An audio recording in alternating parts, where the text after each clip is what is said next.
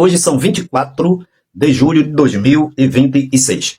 Irmãos, eu vou trazer 4 vídeos para vocês aqui, para aqueles que ainda duvidam, para aqueles que ainda defendem, que se sintam envergonhados, e não somente envergonhados, irmãos, mas extremamente envergonhados por estarem sendo enganados durante tanto tempo. Até as pessoas que não são dessa igreja, até as pessoas que não dizem ser evangélica, até os católicos outrora, tão criticados e ainda são por essa administração que está aí há 28 anos, vai fazer, cometendo todos os absurdos.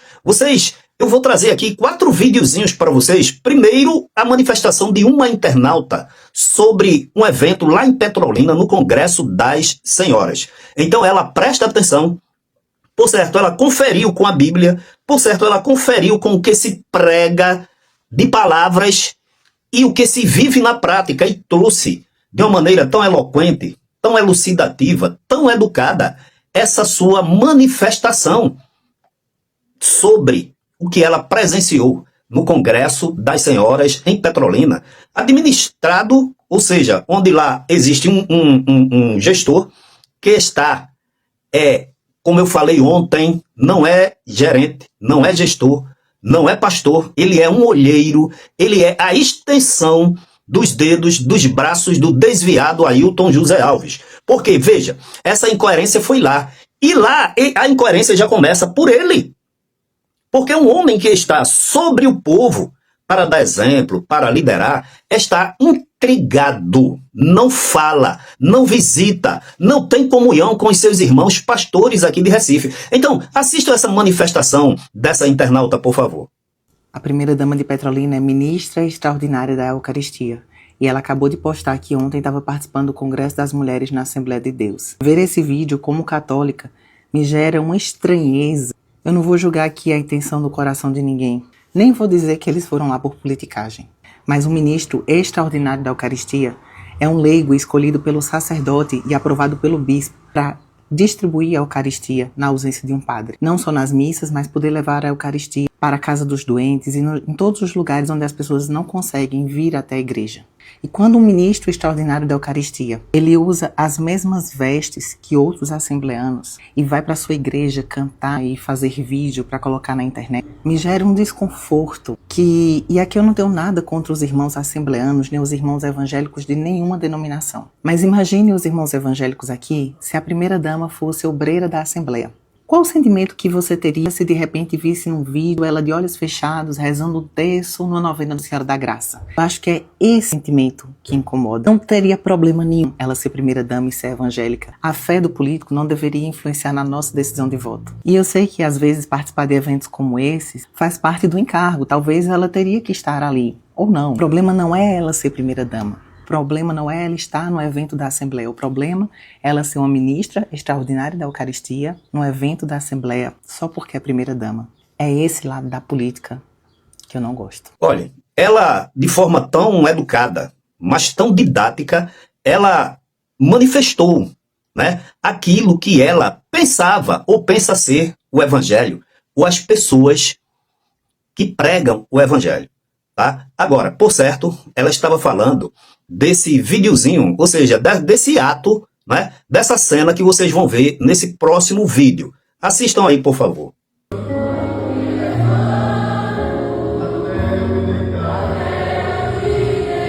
Ou seja, a primeira-dama de Petrolina, fardada, vestida com os trajes da comissão, cantando na comissão, ali no meio das irmãs, tanto ela como o seu marido, prefeito de Petrolina, tá? Então, por certo, essa internauta estava falando exatamente desse evento, dessa cena, que ela viu e percebeu que existia alguma contradição entre aquilo que se prega, entre aquilo que a Bíblia diz e, na realidade, entre aquilo que essas pessoas que se dizem gestores fazem, tá? Assistam agora esse próximo videozinho, que você vai ver essa mesma primeira-dama de Petrolina, conforme a internauta disse, ela atuando decididamente, né, de uma forma muito dativa, de uma forma muito compenetrada, de uma forma muito atuante dentro de uma missa católica.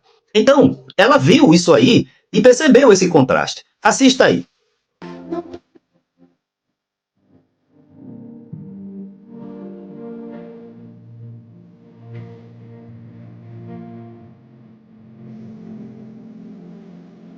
Muito bonito, por sinal, né? Uma senhora muito alegre, muito educada e muito prestativa. Mas agora você vai assistir também um direito que é dela, não somente como primeira-dama de Petrolina, uma pessoa, uma cidadã, tá certo? Com o seu marido. Você vê a trajetória. Lá dentro da comissão, né? Cantando. Depois, na Igreja Católica, cultuando e distribuindo a Eucaristia, a hóstia, não é verdade? E agora você vai ver ela em um forró muito alegre, dançando com o seu par, com o prefeito, tá? Então assistam aí, por gentileza. Carro de apaixonado tem que ter o som. Vai chegar no calçadão. Olha, irmãos, parabéns para essa primeira dama de Petrolina. Uma senhora muito distinta, muito educada. Eu, quando vi o primeiro vídeo da internauta manifestando a sua... Ela não estava conformada com aquilo que se prega nos púlpitos e aquilo que se vive. Tá? Eu entrei nas redes sociais da primeira dama de Petrolina e vi lá uma senhora muito educada, muito atuante, muito humilde, por sinal, muito prestativa, que na realidade, eu acho que Petrolina está em boas mãos. Agora, o que eu quero aqui registrar é que a primeira-dama, assim como qualquer outro cidadão, ele pode fazer o que ela fez.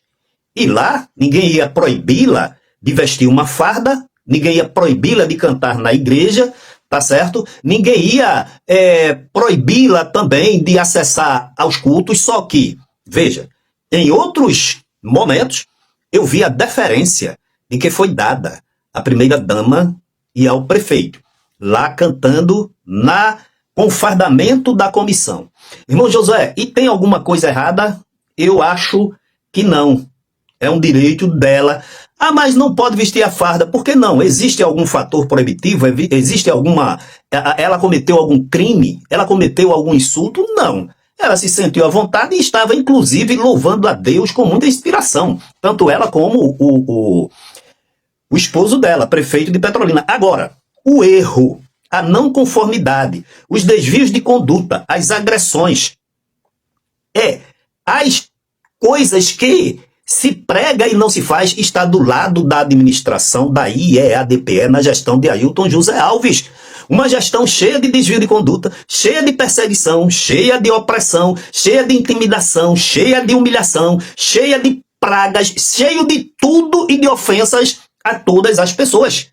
Então, quando a gente vê um quadro desse, é claro que a internauta tinha todo o direito e fez acertadamente a sua manifestação. Vocês percebam que Natanael Balé até hoje está excluído de pregar nos púlpitos, porque ele pregava em todos os congressos aí, tá certo? E era público e notório. Está acabado, apagado. Ele chegou a dizer que sentia as mãos de Deus sobre a mão do gestor cuidando dele e da família dele. Foi para outra igreja pentecostal e porque lá da porta, eu publiquei aqui, ele deu uma mensagem, o pessoal entra? Não, ele não quis entrar porque disse que estava sendo ameaçado, ou seja, correndo risco porque pertencia a outro ministério e entregou, tá, uma mensagem que ele julgava ser uma mensagem de Deus. Qual foi a atitude dessa gestão? Disciplinou, tirou ele do rol de pregação, de lista, tirou de tudo. E esse homem deve estar deprimido lá, não sei se já voltou, tá certo? A cantora Eliane Oliveira, ela não foi mais aceita aqui em Pernambuco, que tinha Ailton José Alves como pai, a Judite como mãe, simplesmente porque casou-se com o pastor da Assembleia de Deus de Abreu e Lima. O próprio deputado federal Francisco Eurico foi punido publicamente, porque foi para outro ministério, e lá tomou ceia e deram a palavra a ele, e ele entregou uma palavra que ele diz que era a palavra de Deus. Então, não pode visitar outras igrejas, não pode pessoas que não são membros sentarem-se nos bancos das comissões, sentarem-se nos bancos dos corais, terem acesso aos púlpitos, mas aí você vê os políticos tendo livre acesso, inclusive essa primeira-dama com o fardamento da comissão, cantando ali alegremente e não tinha distinção nenhuma. Aí depois você vê a própria primeira-dama, que é um direito dela, tá certo? No culto, depois você vê ela numa Eucaristia, numa missa, né? Distribuindo inclusive a hóstia, e depois você vê ela dançando forró alegremente com seu marido. Onde está a coerência dessa administração? Então, é uma administração hipócrita, farisaica, que enche a cabeça do povo de usos, de costumes, como que se fosse doutrina. E por trás dos panos, e agora publicamente, comete todos os tipos de desvios de conduta e finalidade. E até o cometimento de crimes, como tem sido denunciado ou denunciada. Irmãos, se esses homens respeitassem a Bíblia, olhem só o que eu vou dizer. Se esses homens considerassem a igreja como a noiva do Cordeiro, se esses homens levassem em consideração tudo o que a Bíblia fala sobre normas de condutas, de comportamento, sobre normas de saber entrar, saber sair, como tratar, como falar, que se espera de um evangélico e principalmente de um pastor, esse homem há muito tempo, de livre e espontânea vontade, teria entregado o cargo, confessado as suas culpas, chamado as pessoas para uma confissão de culpa, tá entendendo, irmãos? E saído, deixado a igreja de Deus livre, mas fica carregado de acusações, de pecados, de não conformidades, de falhas. Isso é um mal tremendo para a obra. Ele vai morrer. Essa atual gestão, todos vão morrer, mas essa igreja terá, vejam bem o que eu estou dizendo, em sua história, o período mais sombrio, mais negro, de homens paupérrimos, pobres espiritualmente, sem condição nenhuma de dar exemplo, porque são homens idólatras, são homens frívolos, que se passam para tudo que vai fazer pedir autorização a esse gestor presidente. Homens que choram no púlpito, como que se fosse apaixonado por esse homem. A realidade é essa, e dizendo que queria ter mais de um coração. Para quê? Para amá-lo? O que sua esposa, ou Cândido de Freitas, achou dessa expressão?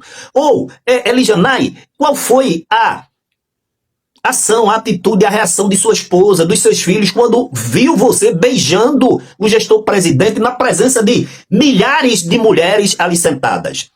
Ou Natanael Balé, qual foi a atitude de sua mulher, de seus filhos, quando disse que você estava sendo abençoado por Ailton José Alves através de Deus, porque a mão dele era quem estava sobre você? Então, na realidade, todos esses homens estão inabilitados, incapacitados, tá entendendo, irmãos? Para assumir um cargo de pastor, de líder, de condutor do povo que vai para o céu.